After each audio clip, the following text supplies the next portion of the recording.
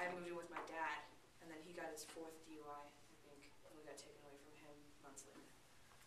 So, and then I lived with my grandparents the past 5 years until I came here. If you were going to do anything with your speech, Marissa, it would have been is to say what happened to you on a personal because of your parents' actions, how it affected you, like where you've had to go, and the instability. I maybe add to it is like I had to live with my folks. Just what you just told me here gave me a lot of insight because I wondered, I'm at 2 years old. Where did you go? Where did you go? I'm surprised that, like, I remember when my mom came back for us, like, my grandparents didn't want to let us go. And there was a huge fight over it, but she got us anyway. Through the court system? No. Just took us. Just to And my grandparents didn't want to make a big deal out of it, so they just let her. You know, my whole life I've, taken care of things, and my mom's sitting stone on the couch, and I was the one doing the dishes and cleaning the house and everything. So, Grow fast. Good. Family history. I think that's good persuasive stuff because you had a personal experience. I think if you spent a little bit of time with it, and I actually recorded some of these things as well. I think if you added some of those little pieces that we just discussed here. I wanted to make it short. And I understand that. And I understand you didn't really want to talk about it too. But if you're going to deliver that speech, I would try a couple of different things because you had everyone's attention. You could have heard a pin drop in this room.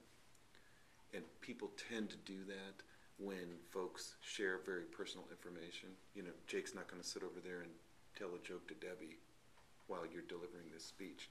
If Ashby's telling a story about this funny ha-ha story about her and a bunch of her friends when they went out and did something really funny this weekend, it's possible that Jake might do that. So you had everyone's attention, you set them up just perfectly. Now, I think the trick is to nail what it is that you want them to take away. And it may be the chronology of the difficulties. It may be 2 or 3 particular points.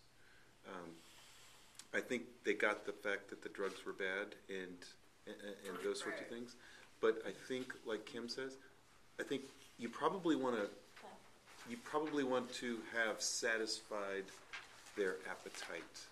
If you tell them a little bit, connect the basic dots for them. You were pretty riveting. Yeah. I mean, if somebody was an anti-drug person and was wanting you talking in front of a crowd, I'd want to use your speech. Yes. And especially if you could add on how it affected you personally, to help kids. First of all, their parents are doing the same thing, knowing they're not alone, because you're up there. Well, back when I was a kid, I didn't understand that it was wrong.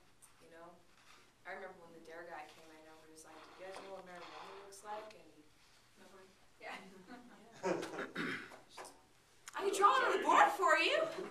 Write your name down. So Marissa, if I could just give you some advice, it would be to make that chronology and pick the things that you want to, but fill in enough so that they kind of understand it. Maybe it's the toddler. This is the grade school, scene. This is the preteen, the teen, and the now. So give them, 3 or 4 different things. So anyway, just tighten up the stories a little bit. I don't think you need to tell more information, but get it organized for them. See what else? I think that if you could figure out the introduction a little bit more I liked my introduction. clearly. Yep, I think that you have enough information here, though, that you could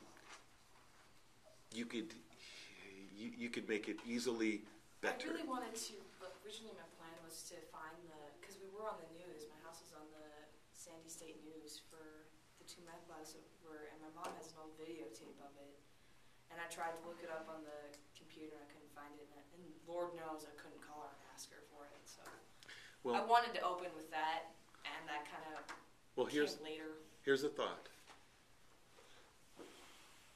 July 27, 1996, 3 children, ages blah, blah, blah, were taken from their home, removed to, such and such a place.